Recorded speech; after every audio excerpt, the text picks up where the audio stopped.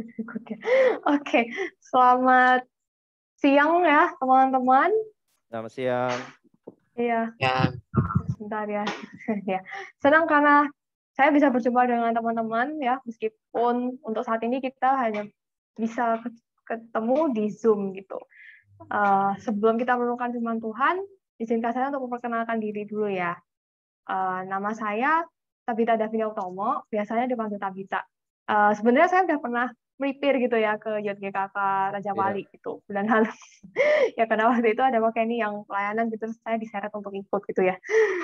Ya, saya adalah mahasiswi MTH Teologi, MTH Konseling di STT Reform Indonesia, jadi satu alma mater dengan Pak Andi dan juga dengan Musa Felix ya, yang tadi pagi khotbah.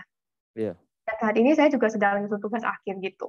Nah, sebelum saya nyusun tugas akhir ya teman-teman, maksudnya sebelum saya masuk ke STTRI, saya udah sempat belajar di S1 Psikologi UGM. S1 Psikologi gitu ya. Nah, saya share screen dulu. Ketika mendengar kata psikologi ya nih teman-teman, boleh dong share satu atau dua teman. Mungkin ada yang punya pikiran dah, psikologi itu apa sih gitu loh. Biasanya kok di psikologi itu orang-orangnya kayak gimana gitu, bentukannya kayak gimana. Mungkin yang ada di Zoom kali ya, karena saya yang bisa tahu nama-namanya di sini gitu. Siapa ya? Mau anak psikologi atau bukan? Oh, kalau ada anak psikologi boleh, Kak Oh, Hani. ada di sini tuh. Ada di Ya langsung aja. ada. Langsung Cincin aja. Cincin kasih arahin kamera ke Jeremy. Ini anak psikologi Untar, Universitas Oh, Tarumanegara. kayaknya saya kenal deh. Nggak Kenal cuma ya? tahu aja deh. Gimana Jeremy? Gimana anak psikologi? ini masuk sih. Ya. Masuk. Psikologi. Aduh. Psikologi.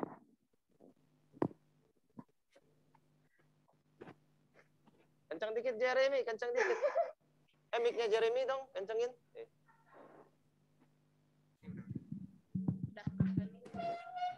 Tes. Kamu pakai masker harus kencengan. Tes. Ya, gitu. Tes. Ya. Psikologi gampangnya ilmu yang mempelajari manusia. Psiko itu mental. Oke. Nanti kamu selama belajar psikologi gimana rasanya, Jet? Seneng atau gimana? Ada beban berat kayak tadi mungkin teman-teman yang lain? Rasanya itu lebih banyak dapat obat daripada dapat ilmu. Dapat obat. Tujuan orang kalau masuk psikologi itu beda-beda kalau di tempat saya ya. Oke, thank you Jeremy. Satu lagi deh. Mungkin siapa ya? Mau yang psikologi lagi? Oh, boleh yang anak psikologi boleh. Jadi biar orang-orang pada tahu di psikologi itu ada kayak yang udah gimana. malah masternya. Oh iya, silakan. Di sini nih. Ini lebih senior lagi dari Jeremy. Oh iya, boleh. Mari. Psikologi ya. Seperti kata Jeremy ya. Psikologi itu belajar tentang ilmu tentang manusia ya. Kemudian kita juga belajar untuk mengenal diri sendiri, mengobati diri sendiri terlebih dahulu ya sebelum mengobati orang lain. Gitu ya. Jadi itu aja sih. Pertanyaannya Oke, itu aja sih. Oke, terima kasih sih. Ya, setidaknya dua orang yang mewakili di jurusan psikologi itu udah kasih ini ya, kisi-kisi gitu kali ya. Jadi anak psikologi itu ternyata yang mungkin selama ini orang kira selalu berhati gembira, nggak punya masalah, nggak pernah stres. Ternyata ada yang punya mitos gitu ya. Ada yang pernah share di story itu tuh salah satu mitos anak psikologi adalah mahasiswa psikologi kok galau, mahasiswa psikologi kok stres gitu ya.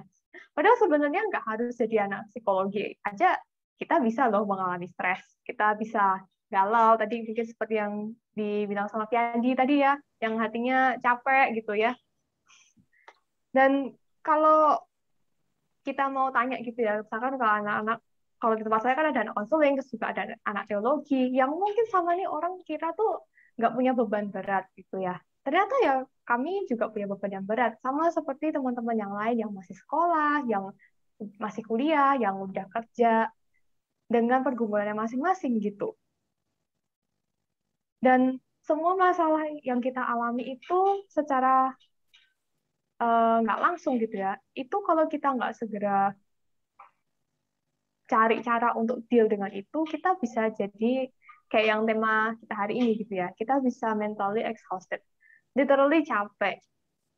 Kita mungkin udah berusaha gitu ya untuk pakai topeng, sok kuat, sok bahagia, sok bersukacita gitu ya. Kan katanya Tuhan harus, kita harus bersukacita di dalam Tuhan, kita harus bergembira di dalam Dia, Dia yang kasih kita kekuatan, Tuhan yang menopang kita. Tapi masalah hidupku kok nggak selesai-selesai ya.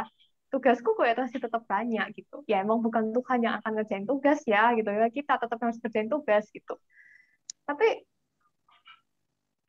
kalau kita mau jujur, memang pada kenyataannya manusia itu akan selalu bisa merasa lelah gitu ya. Sampai mungkin ada yang mempertanyakan ini, salah nggak sih kalau aku tuh merasa lelah? Salah nggak sih kalau aku itu juga bisa sampai mempertanyakan di mana Tuhan gitu loh ketika aku sedang merasa lelah? Kan katanya orang itu harus baik-baik aja ya, maksudnya kita kalau ditanya kabar ya sama orang lain, gimana kabarmu? Jawaban refleks kita baik, saya bersukacita. Terus kalau ditanya ada sukacita hari ini, ya kalau kita nggak mau jadi beda dari yang lain gitu ya, kita ngikutin orang lain, kita bilangnya ya amin, haleluya, ada sukacita gitu. Padahal sebenarnya hati kita lagi gelisah, mungkin hati kita juga lagi sedih, atau kita lagi marah gitu. Tapi ya udah, mau nggak mau, karena orang lain pada bilangnya ada sukacita, ya masa kita nggak ngikutin nanti orang lain ngomong apa gitu ya, kayak kok nggak sukacita gitu, kenapa? Apa kamu nggak punya iman gitu ya? Nah, mari kita belajar dari seorang pria yang, kalau silau maaf ya teman-teman. Mari kita belajar dari seorang pria yang dikisahkan di dalam Perjanjian Lama, yaitu Elia. Mungkin teman-teman udah nggak asing gitu ya dengan tokoh ini, tapi saya mau mengajak teman-teman untuk lihat dari sisi lain seorang Elia yang adalah nabi Tuhan, nabi yang sangat heroik gitu ya, kalau bisa dibilang, karena petualangan imannya bersama dengan Tuhan. Saya mengajak teman-teman untuk buka 1 Raja-Raja 19 ayat 1 sampai 18 terlebih dahulu, dan nanti kalau ada nama yang saya panggil, tolong ya bacakan ayat yang saya sebutkan gitu. 1 Raja-Raja 19 ayat 1 sampai 18.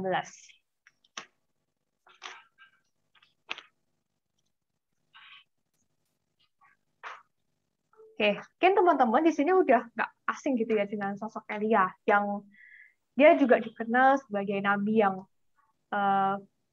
melakukan pertempuran rohani gitu ya bersama dengan Tuhan untuk berhadapan dengan 450 nabi Baal di Gunung Karmel gitu. Dan singkat cerita ya, teman-teman bisa baca kisah selengkapnya itu di 1 Raja-Raja 18 ayat 20 sampai 46. Singkat cerita, pertempuran tersebut berhasil.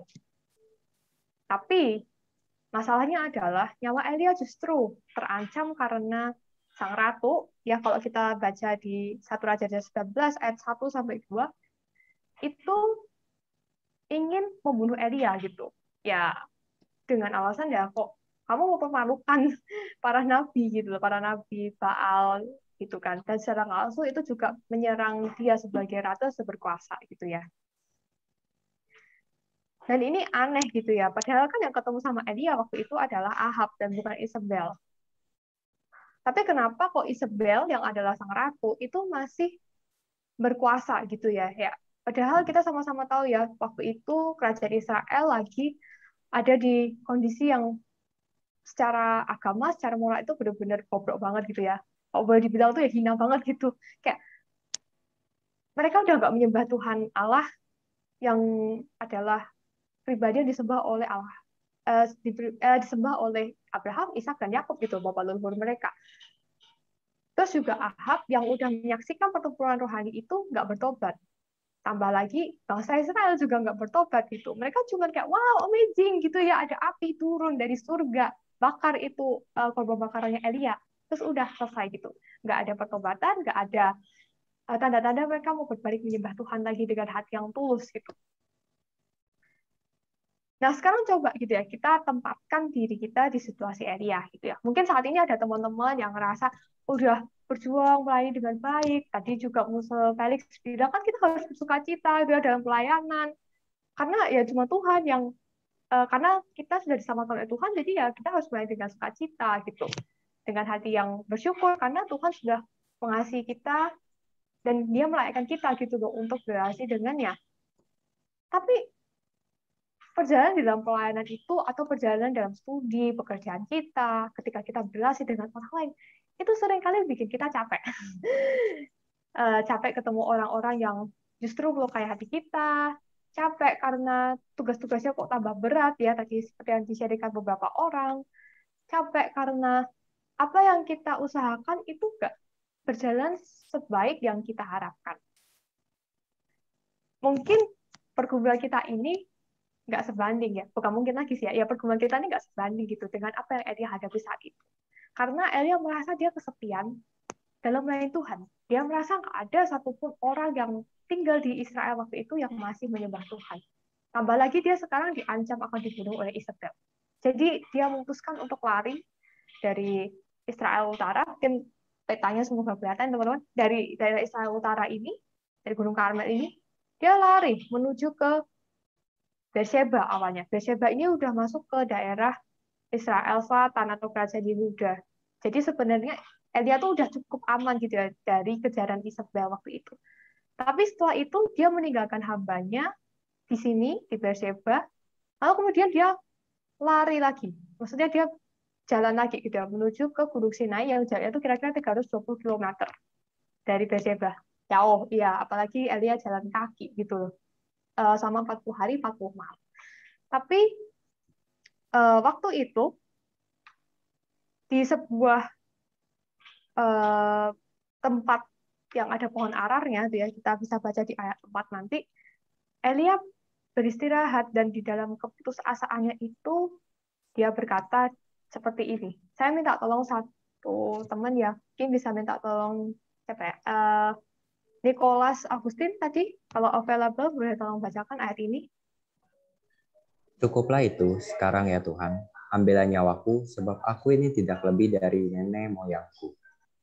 Ya, thank you. Nah, ini menunjukkan bagaimana Elia itu merasa sangat kecewa gitu ya dengan apa yang terjadi di Israel saat itu. Dia kecewa karena pelayanan yang sudah dia kerjakan selama beberapa tahun gitu ya. Dari yang awalnya dia menubuatkan bahwa nggak akan ada air hujan sampai Tuhan berfirman air hujan itu turun. Dan akhirnya turun kan beneran ya setelah peristiwa di Gunung Karmel itu. Tapi nggak ada satupun orang Israel bertobat. Pemimpin-pemimpinnya aja juga nggak mau percaya sama Tuhan Allah yang adalah satu-satunya Allah yang hidup. Dan ditambah lagi dia juga dikejar-kejar sama Isabel gitu. Tapi di dalam keputusasaannya itu Elia nggak mau kematiannya diklaim, ya maksudnya diaku-aku ya sebagai keberhasilan dalam kutip keberhasilan dilakukan oleh Isabel gitu. Jadi itulah yang membuat Elia lari sejauh mungkin supaya dia bisa mati di tempat terpencil dan nama Tuhan nggak dipermalukan gitu. Gimana pun Elia adalah nabi Tuhan gitu ya. Nah, Tuhan mendengar keluhan Elia ini dan karena itu dia mengirimkan malaikat untuk membangunkannya dan memberinya makan. Saya minta tolong Jesselyn, 7 garing Jesselyn, terus siapa lagi ya? Albert. Makanan dari Ya. makanan dari surga bagi Elia untuk kedua kalinya. Ya, itu kan ada ayatnya. Jadi saya minta tolong Jesselyn, terus minta tolong Albert, Andrew, sama Jasper ya. Kalau available, boleh tolong bacakan 1 Raja-Raja 19, ayat 5 sampai 8. Satu ayat, satu orang ya. Silahkan Jesselyn, 1 Raja-Raja 19 ayat 5, boleh dimulai. Sesudah itu ia berbaring dan tidur di bawah pohon arar itu. Tetapi tiba-tiba seseorang malaikat menyentuh dia serta berkata kepadanya, "Bangunlah, makanlah."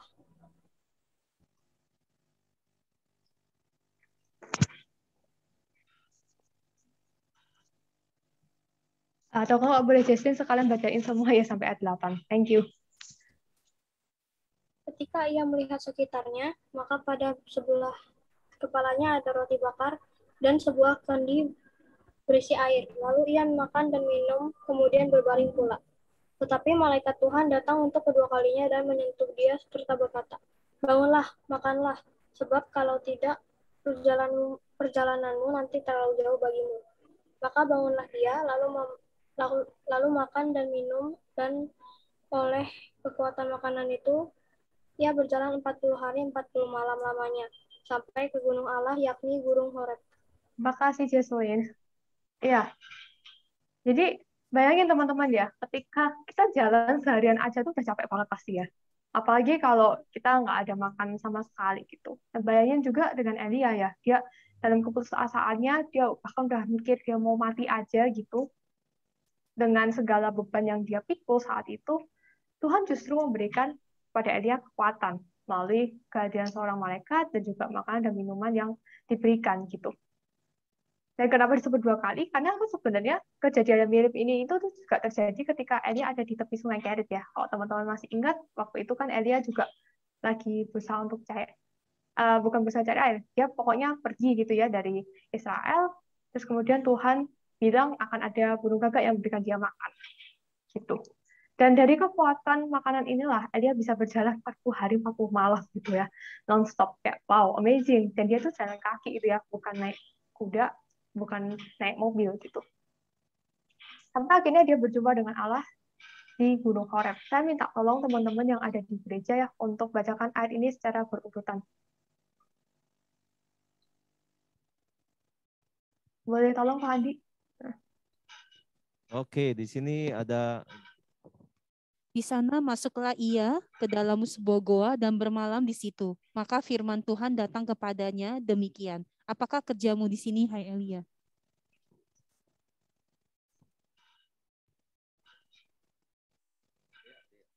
Jawabnya, aku bekerja segiat-giatnya bagi Tuhan, Allah semesta alam. Karena orang Israel meninggalkan perjanjianmu, meruntuhkan mezbah-mezbahmu, dan membunuh nabi-nabimu dengan pedang. Hanya aku seorang dirilah yang masih hidup dan mereka ingin mencabut nyawaku. Lalu firman-Nya, keluarlah dan berdiri di atas gunung itu di hadapan Tuhan. Maka Tuhan lalu angin besar dan kuat yang membelah gunung-gunung dan memecah bukit-bukit batu. Mendahului Tuhan, tetapi tidak ada Tuhan dalam angin itu. Dan sesudah angin itu datanglah gempa. Tetapi tidak ada Tuhan dalam gempa itu. Dan sesudah gempa itu datanglah api, tetapi tidak ada Tuhan dalam api itu. Dan sesudah api itu datanglah bunyi angin sepoi-sepoi basah. Segera sesudah Elia mendengarnya, ia menyelubungi mukanya dengan jubahnya, lalu pergi keluar dan berdiri di pintu gua itu. Maka datanglah suara kepadanya yang berbunyi, "Apakah kerjamu di sini, hai Elia?" Jawabnya, aku bekerja segiat-giatnya bagi Tuhan, Allah semesta alam. Karena orang Israel meninggalkan perjanjianmu, meruntuhkan mezbah-mezbahmu, dan membunuh nabi-nabimu dengan pedang. Hanya aku seorang dirilah yang masih hidup, dan mereka ingin mencabut nyawaku. Firman Tuhan kepadanya, pergilah, kembalilah ke jalanmu, melalui padang gurun ke Damsyik, dan setelah engkau sampai, engkau harus mengurapi Hazael menjadi raja atas Aram. Juga Yehu, cucu Nimsi, haruslah kuurapi menjadi raja atas Israel. Dan Elisa bin Syafat dari Abel Meholah harus kuurapi menjadi nabi menggantikan engkau.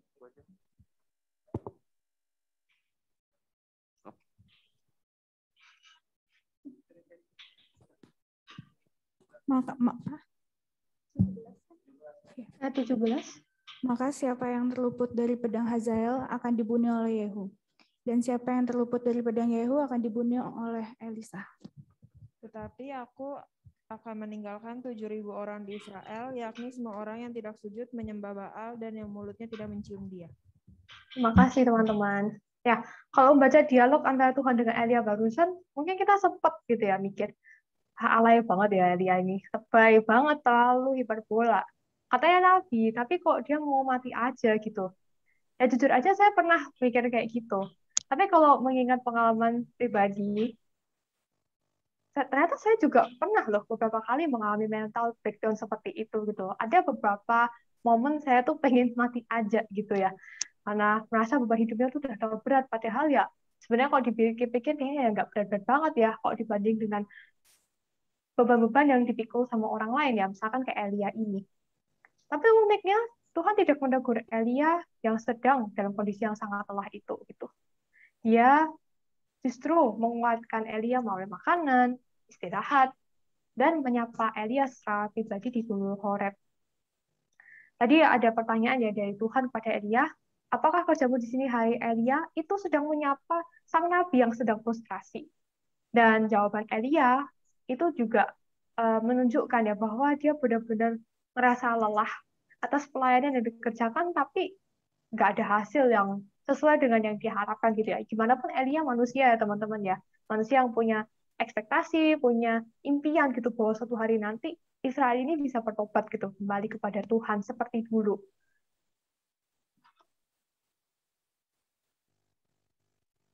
Elia capek.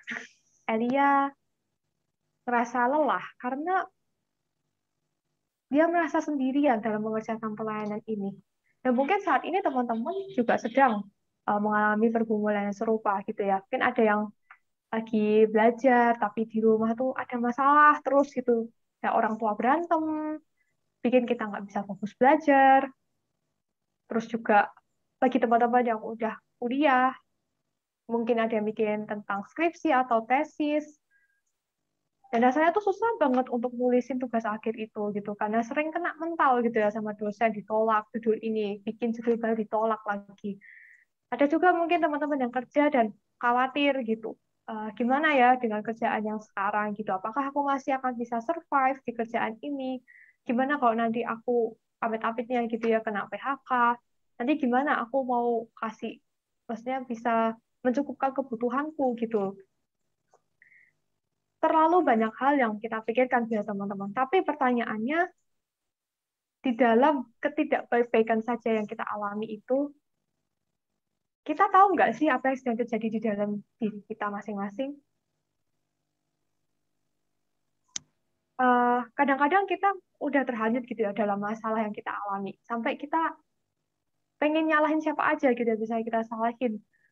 Bahkan ujung-ujungnya ya, kalau kita mungkin pernah mengalaminya, kita juga bisa sampai menyalahkan Tuhan gitu. Kenapa kok Tuhan izinin aku lahir? Aku loh nggak bisa dilahirin gitu. Kenapa Tuhan kasih aku keluarga yang kayak gini, keluarga yang broken, kasih kerjaan yang susahnya bukan main. Nah, masih ada pertanyaan-pertanyaan itu gitu. Dan sebenarnya kita perlu gitu ya untuk mengakui itu di hadapan Tuhan. Bahwa ada perasaan-perasaan yang negatif yang kita alami.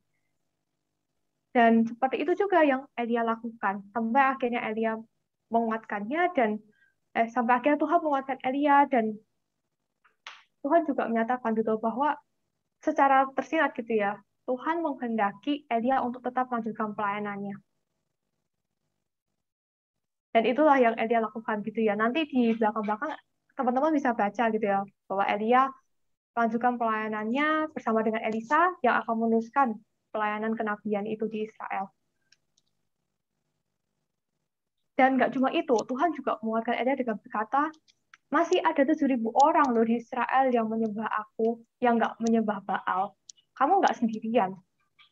Kamu masih punya orang-orang yang akan tetap setia kepada aku gitu. So don't be afraid.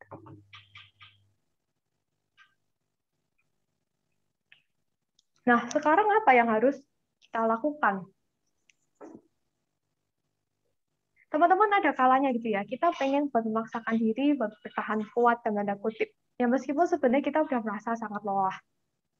Dan disadari atau enggak, kondisi yang kita coba anggap normal ini, itu bisa menggerogoti sanity atau kewarasan kita gitu ya. Dan ini bahaya banget kalau terus-terusan terjadi. Kenapa? Karena fungsi hidup kita itu bisa terganggu. Mulai dari tugas-tugas kita yang semakin kacau balau, relasi kita bersama orang lain yang semakin nggak jelas gitu ya, emosi kita yang semakin naik turunnya itu nggak karuan, dan sebagainya. Namun setidaknya hari ini kita akan bersama-sama gitu ya, belajar dari 5 hal yang bisa kita lakukan untuk menyeimbangkan ritme kehidupan kita masing-masing. Yang pertama, milikilah sahabat. Nah, mostly ya teman-teman, ketika ada banyak hal yang harus dikerjakan atau dipikirkan, kita juga mudah terbawa untuk menghanyutkan diri dalam kesibukan, rutinitas, maupun pikiran tersebut.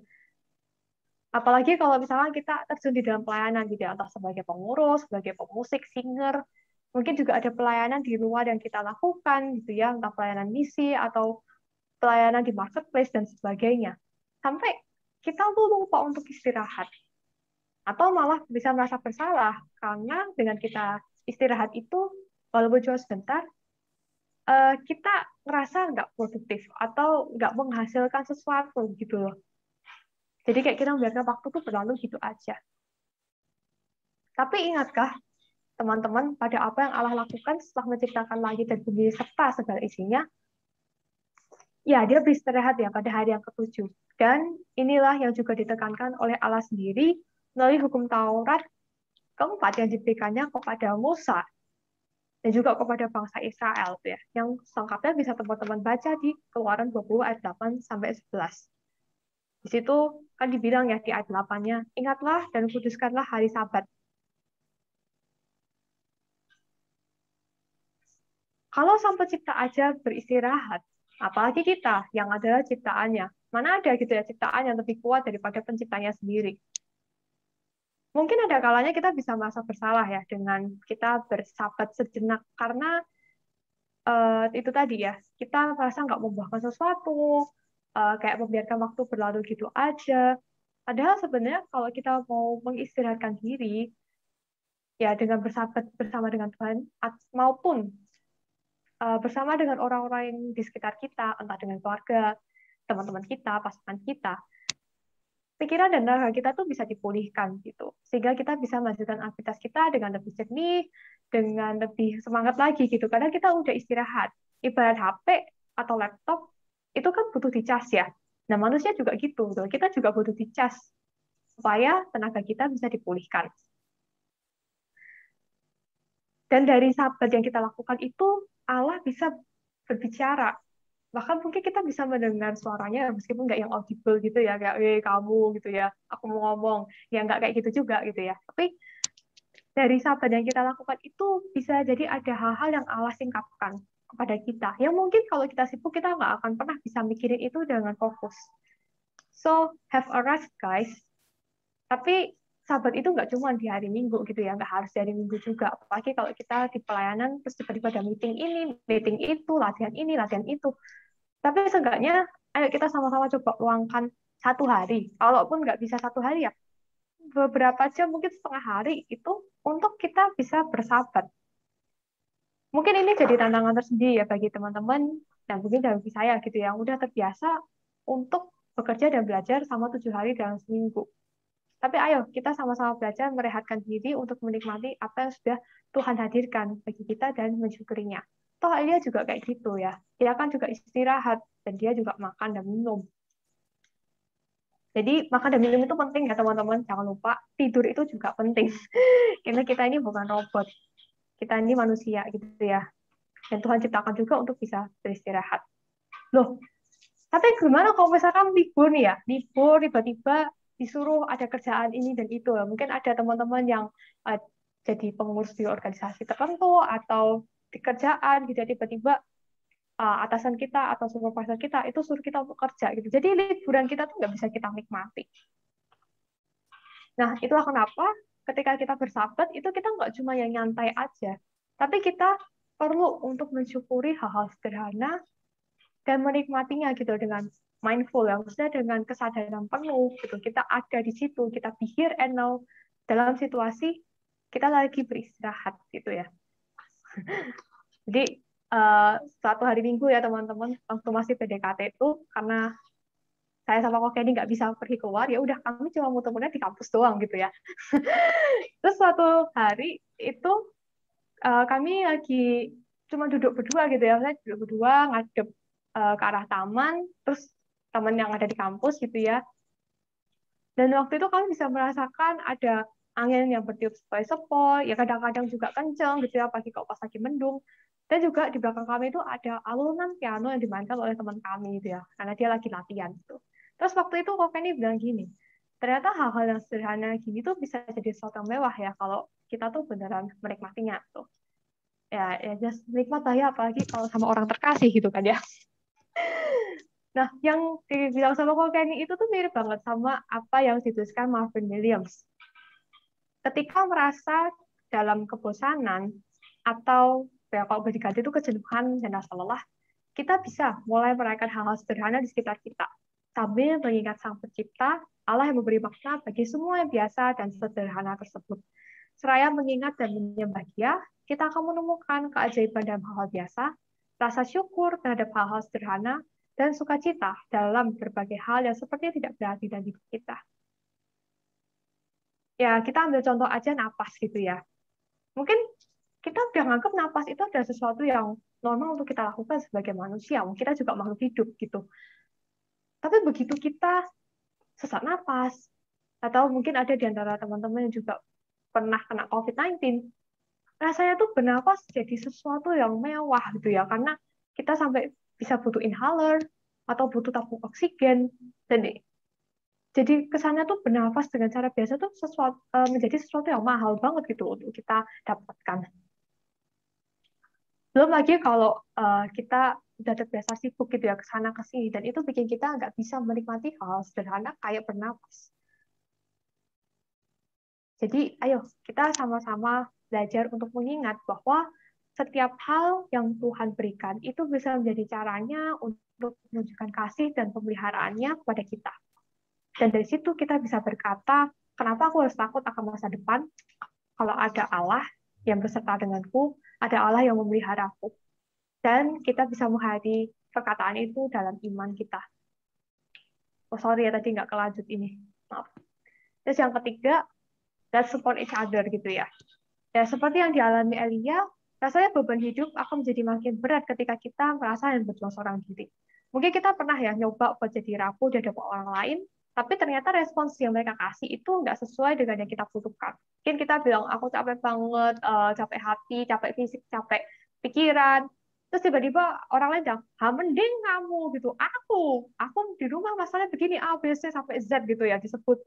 Padahal kita baru ngomong sedikit, tapi orang lain justru ada yang langsung nanggepin gitu ya. Tapi nanggepinnya bukannya malah menguatkan kita, tapi justru balik curhat. Ya emang kadang-kadang kita perlu sih ya untuk bisa saling curhat kayak gitu. Cuman kita juga perlu mengingat bahwa ada kalanya kita perlu belajar mendengar, bukannya langsung ngomong gitu.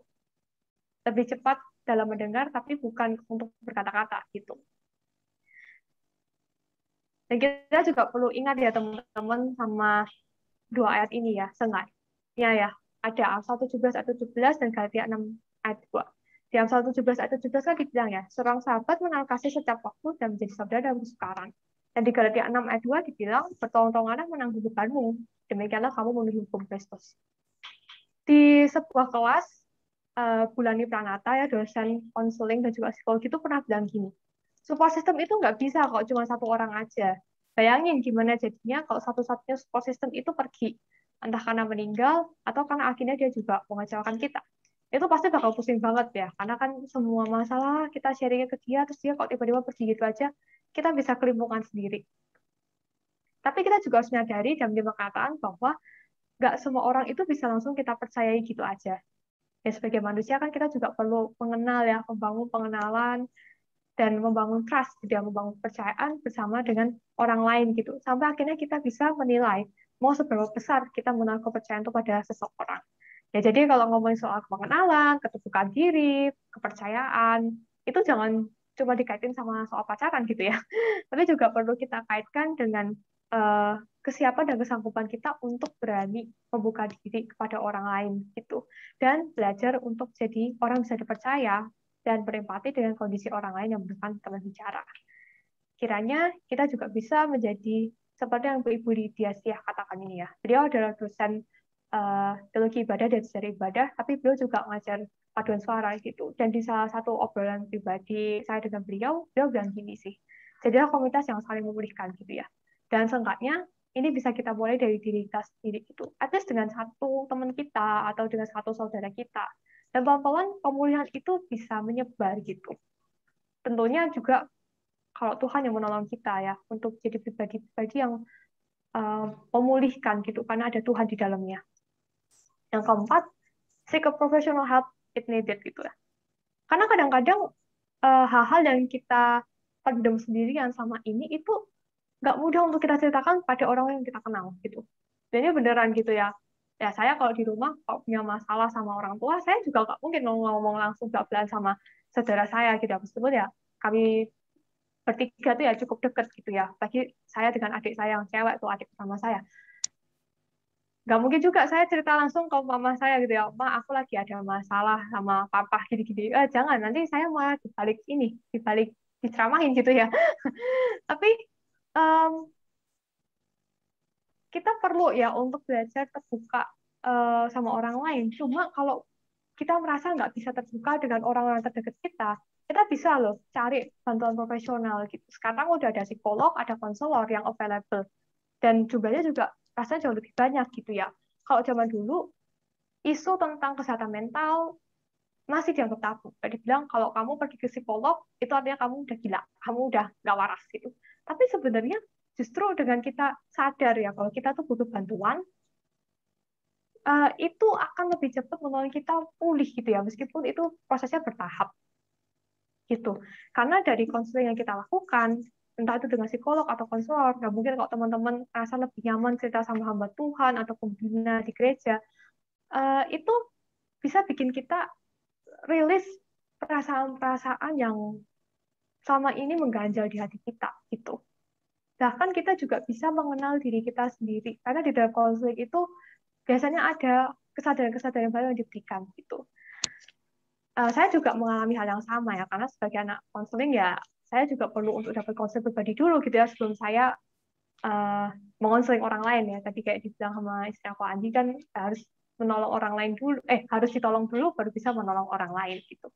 Dan sama proses konseling 1 tahun di STTRI itu ada banyak hal yang saya baru sadari gitu ya, bahwa selama bertahun-tahun ada masalah yang membuat saya tuh jadi kayak zombie gitu ya.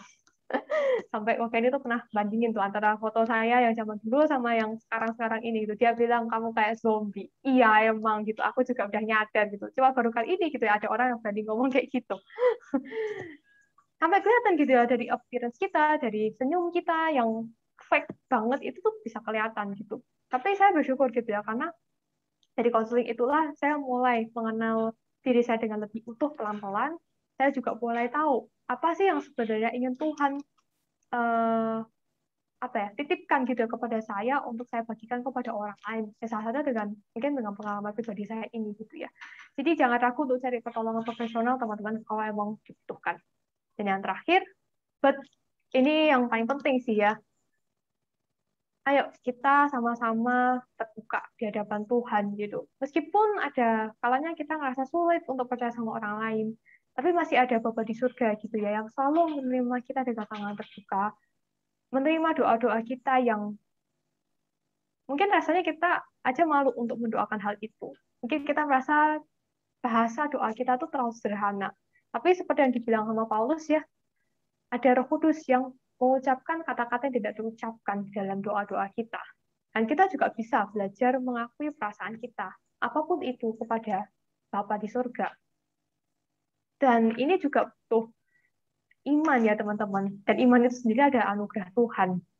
Sama kayak yang Elia alami ya. Setelah dia berjumpa dengan Tuhan secara pribadi di Gunung Horeb, Elia mendapatkan kekuatan yang baru, dia kembali melayani, lalu kemudian memberikan tongkat estafet kenabian itu pada Elisa, dan setelah itu Tuhan mengangkat Elia ke surga dengan menggunakan kereta berapi dan kuda-kuda berapi.